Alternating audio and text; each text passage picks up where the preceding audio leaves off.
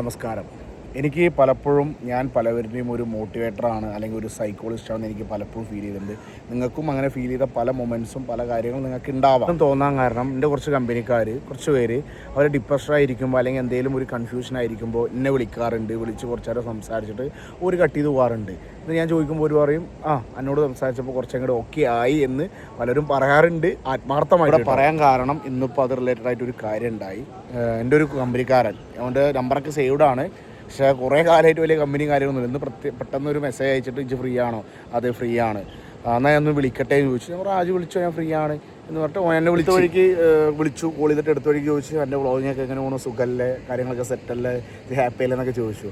ആ ചോദ്യത്തിൽ എനിക്ക് മനസ്സിലായി ഓൻ എന്തോ ഭയങ്കര ഡബിൾ മൈൻഡിലാണ്, ഓൻ എന്തോ സീനിലാണെന്ന് ചോദിച്ചു. ഞാൻ പറഞ്ഞു എന്താണ് എൻ്റെ പ്രശ്നം ഇത് പറയുന്നത്. അതിൽ ഫോർമാലിറ്റി ഒന്നും കാണിക്കാമെന്നില്ല. ഞാൻ പലവർക്കും എൻ്റെ കമ്പനിക്കാർക്ക് അറിയാം, ഞാൻ കുറേ ആയിട്ട് വിളിച്ചു എന്നുണ്ടെങ്കിലും ആ ഒരു ഗ്യാപ്പ് ഞാൻ കാണിക്കില്ല. അടുത്ത വഴിക്ക് എന്താ വെച്ചു, കാര്യം പറഞ്ഞോ എന്ന രീതിയിൽ ഞാൻ ഒരു ഗ്യാപ്പ് കാണിക്കാതെ എല്ലാവരോടും സംസാരിക്കാറുണ്ട്. അപ്പോൾ അവനോട് പറഞ്ഞ് ഇതെന്താ പറയാനുള്ളത്, എൻ്റെ കണ്ണാടി നോക്കി പറയുന്ന പോലെ എൻ്റെ കയ്യിൽ പറഞ്ഞോ എന്ന് പറഞ്ഞ് ഓൻ അങ്ങോട്ട് അപ്സെറ്റായി. കുറച്ച് നേരം ഒന്നും ഉണ്ടായിരുന്നിട്ട് അളിയാ മൊത്തം കൈവിട്ട് പോയ ഒരു അവസ്ഥയാണ്, കിളിപ്പാറിയ അവസ്ഥയാണ്, എന്താ ചെയ്യണമെന്ന് ഒരു പിടുത്തല്ല, അങ്ങനത്തെ ഒരു അവസ്ഥ. അതിൽ ഒരു 2-3 കാര്യങ്ങൾ ചോദിച്ചു. എന്താ കളിയാ ഫിനാൻഷ്യൽ സീനാണോ, വീട്ടിൽ ഇങ്ങനെ ഇഷ്യൂ ആണോ, എനിക്ക് അറിയുന്ന വെച്ച് കുറച്ച് ചോദിച്ചു. അപ്പോൾ ലാസ്റ്റ് ഞാൻ ചോദിച്ചു എന്തായി പെണ്ണ് ചാമ്പിയോ എന്ന് ചോദിച്ചു. അപ്പോൾ എനിക്ക് മനസ്സിലായ കാര്യം അതാണെന്നുള്ളത്.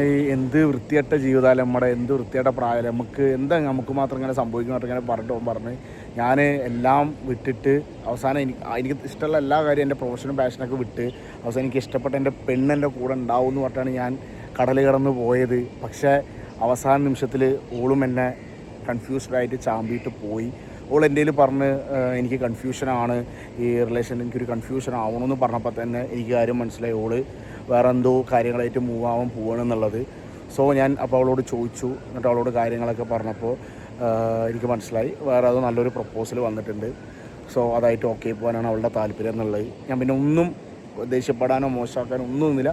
എൻ്റെ ഇഷ്ടം, എനിക്ക് എന്താ തോന്നുന്നത് എൻ്റെ ലൈഫിൽ അത് ചെയ്താളാന്ന് പറഞ്ഞിട്ട് ഞാൻ വിട്ട്. പക്ഷെ എനിക്ക് ഞാൻ പറഞ്ഞ്, പക്ഷെ എനിക്കത് ഞാനാണ് പറഞ്ഞത്, എനിക്ക് ആക്സെപ്റ്റ് ചെയ്യാനും പറ്റണില്ല. എനിക്ക് എന്താ ചെയ്യേണ്ട ഒരു പിടുത്തല്ല. എനിക്ക് മരിക്കാനൊക്കെ തോന്നുന്നു എന്നുള്ള കാര്യങ്ങളൊക്കെ ഭയങ്കര വേസ്റ്റായിട്ട് അവൻ പറഞ്ഞു. കാര്യങ്ങളൊക്കെ പറഞ്ഞതിന് ഞാൻ പറഞ്ഞു എനിക്ക് പറയാനുള്ളതൊക്കെ പറഞ്ഞില്ല. ഇനി ഞാൻ പറഞ്ഞു കുറച്ച് കാര്യങ്ങൾ കേൾക്കുമെന്ന് പറഞ്ഞ് ഞാൻ എൻ്റേതായ കുറച്ച് കാര്യങ്ങൾ പറഞ്ഞ് ആ കൂട്ടത്തിൽ എന്തായാലും നമ്മൾ ജനിച്ചു പോയി ജീവിച്ചേ പറ്റുള്ളൂ മരിക്കുന്നത് വരെ.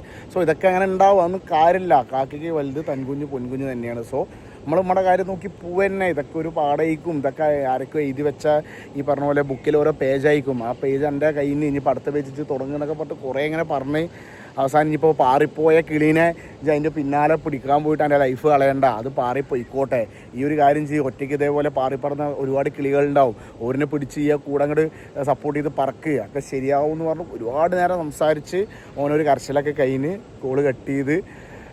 ഞാൻ വിചാരിച്ചില്ല എന്നെ വിളിച്ചപ്പോൾ നീ ഇങ്ങനെയൊക്കെ സംസാരിക്കുന്നത്, കാരണം കുറേ ഗ്യാപ്പായി അങ്ങനെ വിളിക്കൽ കാര്യങ്ങളില്ല. ഈ ലാസ്റ്റ് മെസ്സേജ് ഞാൻ റീപ്ലൈ ഒന്നും തന്നിട്ടില്ല.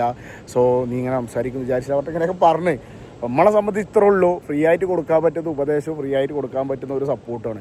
അത് മാക്സിമം എല്ലാവർക്കും കൊടുക്കുക. ഈ പറയുന്ന പോലെ അത്രയ്ക്കേ ഉള്ളൂ നമുക്ക് ചെയ്യാൻ. അതൊക്കെ ഒരു പാടാണ്, പലർക്കും ഇത് റിലേറ്റഡ് ആവും.